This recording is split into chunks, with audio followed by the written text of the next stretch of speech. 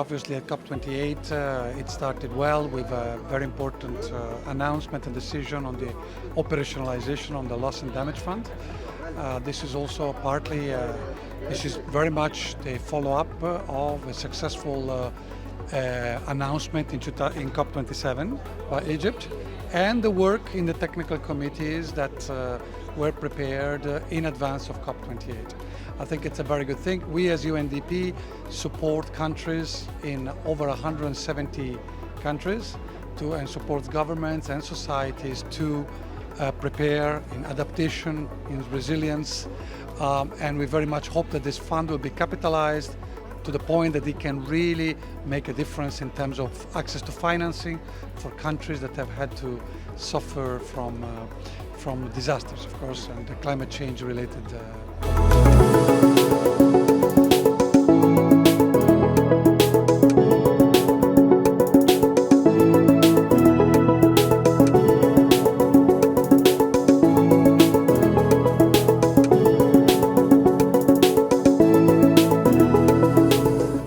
Africa produces much less carbon emissions than other parts of the world and receives at the same time much less funding. So it's important to increase funding. Africa receives only 4% of adaptation funding, but it's disproportionately affected by climate change and climate change related events or extreme events.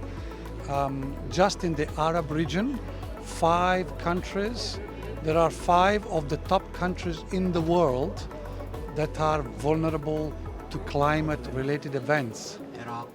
Iraq, Djibouti, Egypt. So it's very important that a lot of work is done in the Arab region to prepare, to adapt, to make countries resilient.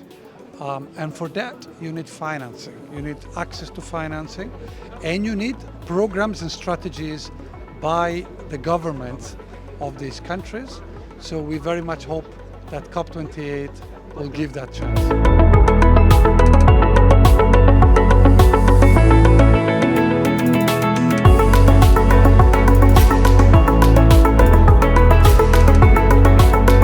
COP28 can give a contribution.